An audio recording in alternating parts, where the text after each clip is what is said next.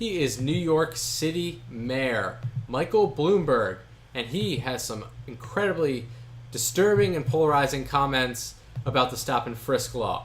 So Mike Bloomberg defended the police department's controversial stop and frisk program during a radio interview last week and complained that the NYPD was in fact stopping too many white people. This was an interview with WOR New York host John Gambling, who questioned the mayor about some of the troubling statistics of the stop and frisk program and the city's falling murder rate. In response, Bloomberg attacked critics of the NYPD and came out in favor of racial profiling. This is the quote from him. These are his words.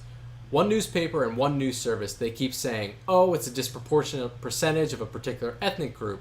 That may be, but it's not a disproportionate percentage of those who witness and victims describe as committing the crime. In that case, incidentally, I think we are disproportionately stopping whites too much and minorities too little. Richard, this is absolutely crazy considering the fact that 87% of stop and frisks were of black and Latinos, and this is an incredibly interesting statistic.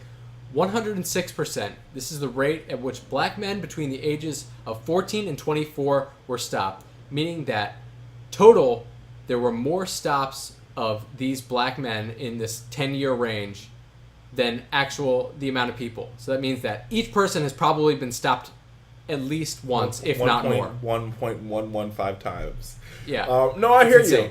I don't agree with the stop and frisk law. I think it's racist. It's racial profiling. I don't care what you say. I don't care if you say that it's solved crime in the city or blase. It's wrong to profile. And we can't sit here and talk about why George Zimmerman was wrong if we're doing the same things and profiling individuals for committing crimes. It's bull, it's wrong, and I think the mayor knows he's wrong, and that's why he has to go out there and defend the NYPD. And the thing is, the NYPD has a history of racial profiling, and that is what makes it even worse. I mean, we all know about the Central Park Five, the 5 boys that were convicted of a crime they didn't commit because of profiling.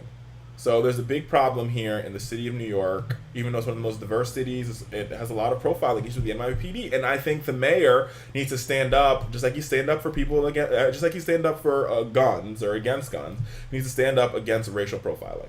Yeah, he needs to stand up against racial profiling, just like he stood up against sugary, delicious, sweet foods. And not to mention the fact that, I think the real reasoning behind this is, Bloomberg has really made a career on being tough on crime, and because of these law enforcement numbers are so statistics driven, and they're consistently trying to increase the number of crimes that they stop every year. They just keep coming up with more ways to write tickets and I think the thing is, the stop and frisk is not about statistics; it's about people. Yeah.